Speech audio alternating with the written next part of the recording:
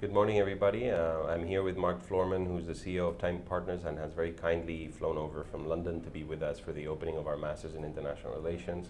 He's going to be giving a short speech later to the students and the parents in the incoming class of our MIR degree. And he's going to be speaking about change, the future, and how that impacts people's careers and others. Can you give us just a brief summary of the issues you're going to touch on and the main thrust of your talk? Yes, thank you, Manuel. Well, it's great to be here in Madrid. Thank you very much for inviting me.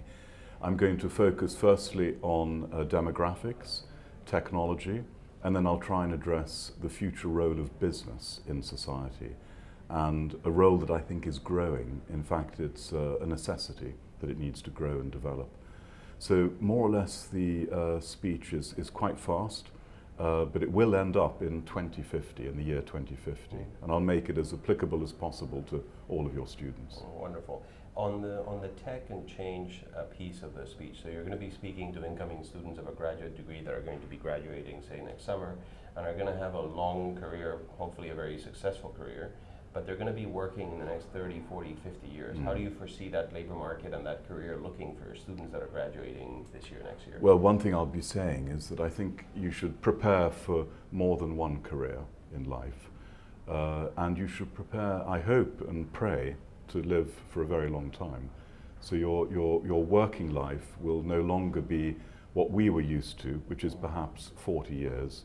It's probably going to be 60 years with multiple careers. So I'd strongly encourage gaining as many different skills as possible, to be really broad in your outlook, to be deeply thoughtful as well about not just being very successful, but also about the weakest in society, and to think very carefully about the implications of technology, not always the good ones, of which there are hundreds, but the many consequences that are unintended.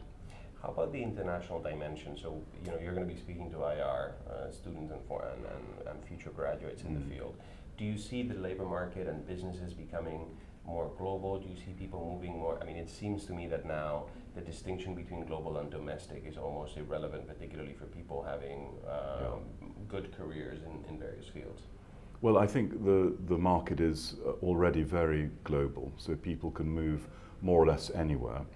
And of course, what many countries are doing is that they're looking for very high levels of skill. So if you are skilled and able and capable, you could find job opportunities anywhere. The counter to that is quite strange, that even though movement for the skilled and maybe the better off is easy, I'd never take too much away from your home country. So if you come from a less developed country, for example, think about the needs of that country and don't necessarily look to move somewhere else. There are a lot of political issues as well at the moment that are being faced all over the world about nationalism, the rise of protecting jobs at home. Absolutely. So I think to think also about the politics of everything that you're doing. Let me ask you about this issue that you've worked so much on, the role of the corporation and of the private sector in this very fast changing environment. How do you see that evolving in the future? How do you think that is relevant for people that are now in university and are going to be joining the labor force or setting up their own companies, etc.? Well, I would challenge them to think broadly about what is the purpose of every company. So the purpose of business and the purpose of the business that you form, that you create or that you join. And I believe that in many ways every company does have a point or a purpose, but it's often really underrepresented. I think this is becoming important because we're moving into a sort of an era which is beyond pure capitalism. It's an era where we're going to need companies and businesses to step up and perhaps do a little bit more. Why are we going to need this? Well, because I think the states are running out of money. The state, that is government. There's so many issues that need to be addressed in especially well-developed Western economies domestically, that we need a new partnership with business. And business needs to be trusted, and they're finding it difficult to reach that level. So for business to be trusted and to be more engaged, you need to explain a little bit more about what you do, what your purpose is and what your point is, and maybe to report upon that. So one example recently is the BBC new annual report. They have 5 purposes. That is the point of the entity, and they're explaining them in detail and how they intend to meet them. So there is a new movement encapsulating social enterprises, impact investing, where the purpose of the company is coming to the forefront.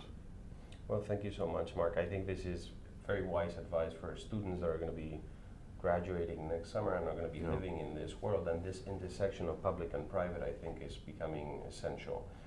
And rethinking and reframing the role of the private sector is going to be, I think, one of the key features and key elements of the years ahead. I think so. So thank you for being here, and thank you everybody for listening. Thank you very much. Thank you.